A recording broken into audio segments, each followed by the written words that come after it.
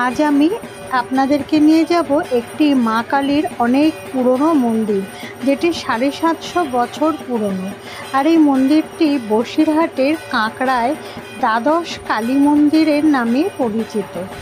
বসিরহাট থেকে আপনারা 10 থেকে 12 কিলোমিটারের দূরে অবস্থিত লোকনাথ মন্দির, আর এই লোকনাথ মন্দির থেকে মাত্র 1 কিলোমিটার দূরে এই কাঁকড়া আনন্দময়ী দ্বাদশ কালী মন্দিরটি অবস্থিত।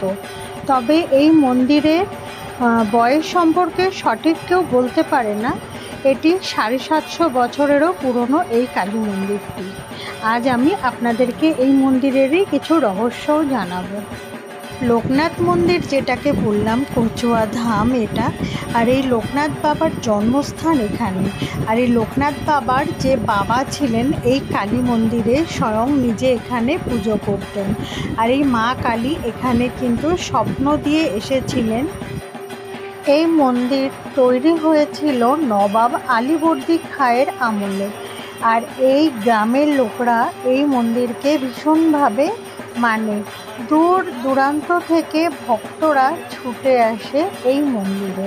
প্রত্যেকের মনোকামনা পূর্ণ হয়ে গেলে এই মন্দিরে মাকে খাড়া দিয়ে পুজো দিয়ে যায়। এই মন্দিরে কঠিন থেকেও কঠিনতম রোগ ভালো হয়ে যায় এই মন্দিরে আসলে। আর এই মন্দিরে এমনকি যারা নিঃসন্তান আছে তারা যদি এসে মাকে পুজো দিয়ে যান তাহলে নাকি তাদের সন্তান প্রাপ্তও হয়ে থাকে। আর এখানে যে মন্দির আপনারা দেখছেন অনেক পুরনো। এই মন্দির যে শিব ঠাকুরের এখানে আছে দ্বাদশ শিব ঠাকুরের মন্দির, সেই শিব ঠাকুরের মন্দিরগুলো এইরকমই মন্দিরের উপরে এখন এটাকে খুব সুন্দর করে মন্দিরের আকার দেওয়া হয়েছে। মানে পুরনো যে মন্দির ছিলেন তার উপর থেকেই মন্দিরটি আবার তৈরি করা হয়েছে। আর এই যে ফটোটি আপনারা দেখছেন এটি হচ্ছে জগদীশ চক্রবর্তী, এই মন্দিরের জমিদার, তার হাতেই এতদিন ছিলেন। আপনারা বিভিন্ন ধরনের জাগ্রত মন্দির অনেকেই শুনেছেন বা দেখেছেন। আর এই মন্দিরটি 750 বছর পুরনো হওয়ার পরেও এই মন্দিরটি তেমনভাবে কিন্তু লোকের কাছে পৌঁছায়নি, বা লোকেরা হয়তো অনেকেই জানে না। আর আমি বলছি, আমি আসার পরে এখানে যে অনুভূতি আমার ভিতরে হয়েছে সেটি দিয়ে আমি আপনাদেরকে বলছি, আপনারা এই মন্দিরে আসুন। আপনাদের মনের ভিতরে যে আশা বা আপনাদের যে ইচ্ছা, মনের কথা আপনারা মাকে এসে জানান। এই স্থানে 12টি শিব মন্দির আছে। আর এই 12টি শিব মন্দিরের মধ্যে 12 রকমের শিবলিঙ্গ আছে প্রতিষ্ঠিত। মাঝখানে মা কালীর মন্দির আছে। এই মন্দিরে মাকে রোজ ভোগ দিয়ে পুজো দেওয়া হয়। আর এই মন্দিরে সকাল থেকে সন্ধ্যা পর্যন্ত পুরো সারা দিনই মন্দিরটি কিন্তু খোলা থাকে।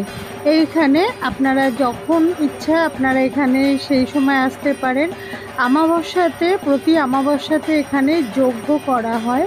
আর আপনারা যদি চান যে এখানে এসে যজ্ঞ করে আপনাদের বিভিন্ন রকমের ফাঁড়া বিপদ বা অনেক কিছুই আছে যেখানে কাটানো হয় অমাবস্যার দিনকে সেই যজ্ঞের মধ্যে। এত পুরনো মন্দির, আর এই মন্দিরে কিন্তু আপনারা এই বিগ্রহ দেখে বুঝতে পারছেন যে কত পুরনো বিগ্রহ, অনেক পুরনো। আর এই মায়ের চোখ দেখুন, একটা চোখ যেন সোজা তাকিয়ে আছে আর একটা চোখ নিচে আছে। আর এই মা কালীর পুজোর সময় এখানে কিন্তু কোনোভাবে কোনো বলি হয় না। এখানে খালি সন্দেশ বলি হয়, তাও কিন্তু খাড়া দিয়ে এখানে বলি হয়। অন্যান্য মন্দিরে আপনারা দেখেছেন যে হয়তো বলি হয়ে থাকে, ফল বলি, চাল কুমড়ো বলি, কিন্তু এই মন্দিরে শুধু সন্দেশ বলি হয়ে থাকে। আর এখানে দেখেছেন যে নন্দীও আছে। এবারে বলি আপনারা এখানে আসবেন কি করে। শিয়ালদা থেকে হাসনাবাদ লোকালে উঠে আপনারা কাঁকড়া মির্জানগরে এসে নামবেন। আর স্টেশনের বাইরে থেকেই আপনারা অটো বা টোটো পেয়ে যাবেন। 10 টাকা নেবে, আপনাদেরকে কচুয়া মন্দিরের সামনে নিয়ে আসবে। আর আপনারা ওই টোটোওয়ালাকেই বললে আপনাদেরকে এই মন্দিরে নিয়ে চলে আসবে। যেটা বলবেন দ্বাদশ কালী মন্দিরে যাব, আপনাদেরকে এই মন্দিরে নিয়ে চলে আসবে। আর এখানে যে ফোন নাম্বারটা আপনারা দেখতে পাচ্ছেন, এই নাম্বারে কন্ট্যাক্ট করে আপনারা কিন্তু ঠাকুরমশাইয়ের সাথে কথা বলে নিতে পারেন। যদি আপনাদের কিছু কাটানোর থাকে, যজ্ঞের ব্যাপারে, পুজো দেওয়ার ব্যাপারে, আপনারা কিন্তু এখানে কথা বলে নিতে পারেন। এই মন্দিরের একটি অলৌকিক ঘটনা আমি আপনাদের সাথে শেয়ার করি। এই মন্দিরে অনেক বছর আগে ডাকাতরা ডাকাতি করতে এসেছিল, আর সেই সময় ডাকাতরা তার নিজের যে চোখের দৃষ্টি হারিয়েছে। এতটাই অলৌকিক শক্তি এই মায়ের মধ্যে আছে, তার প্রমাণ এই মন্দিরে আছে। আর এই গ্রামের লোকেরাও বলে যে এতটা জাগ্রত। আপনারা আসুন এই মন্দিরে, আর আপনাদের মনের যা কামনা আছে আপনারা এখানে এসে করুন।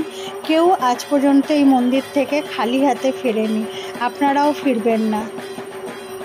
আর আশা করি আমার ভিডিওটি আপনাদের ভালো লেগেছে। আসবেন এই মন্দিরে।